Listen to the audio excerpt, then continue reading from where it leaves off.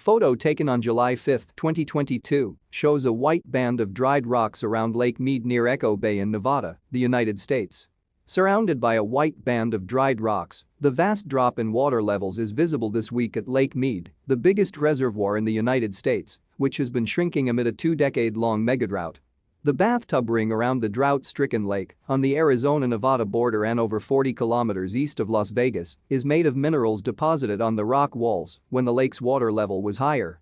Some boat launching ramps along the lake were closed due to the low water levels. Lots of things underneath Lake Mead have resurfaced in recent weeks, including formerly sunken boats, as the lake's water level is continuing to decline. Lake Mead's water levels have dropped to historic lows since it was filled in the 1930s.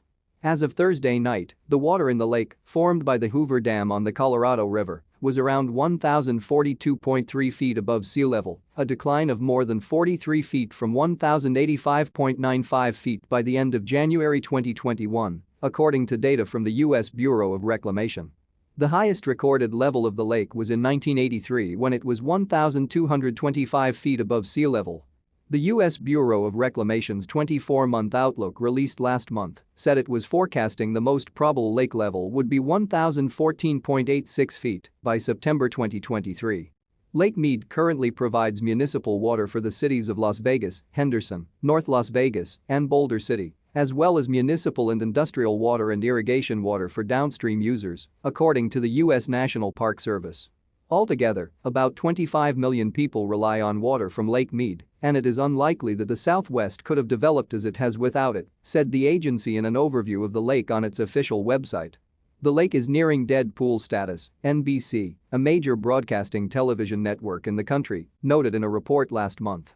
If the reservoir drops below 895 feet, a possibility still years away, the lake would reach dead pool status, with potentially catastrophic consequences for millions of people across the U.S. states of Arizona, California and Nevada, and parts of Mexico, said the report. The situation is critical, commented the Los Angeles Times, the biggest newspaper on U.S. West Coast, in a report earlier this month.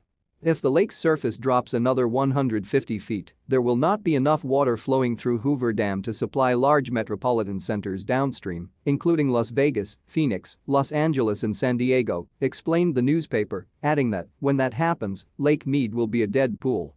The megadrought is draining Lake Mead faster than anticipated, Las Vegas Review-Journal, the largest circulating daily newspaper in Nevada, pointed out in a report last month.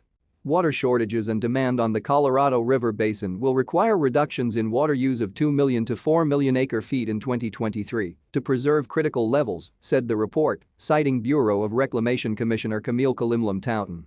Last August, the federal government declared a shortage on the Colorado River for the first time, triggering substantial cutbacks in water deliveries to the U.S. states of Arizona and Nevada, as well as Mexico. Many Arizona farmers have left some fields dry and unplanted and have turned to more groundwater pumping, the report added. The megadrought that has gripped the southwestern United States for the past 22 years is the worst in at least 1,200 years, NBC News reported in February, citing a research published in the journal Nature Climate Change. Jason Smerden, one of the study's authors and a climate scientist at Columbia University's Lamont Doherty Earth Observatory, was quoted as saying by the news outlet that global warming has made the megadrought more extreme because it creates a thirstier atmosphere that is better able to pull moisture out of forests, vegetation and soil. As much as 80% of the 17 western states that comprise the U.S. Bureau of Reclamation's area of operations have experienced severe or worse drought conditions at times during the past 2 decades, Jonathan Deason, co-director of the Environmental and Energy Management Institute at George Washington University, told Newsweek in a report last month.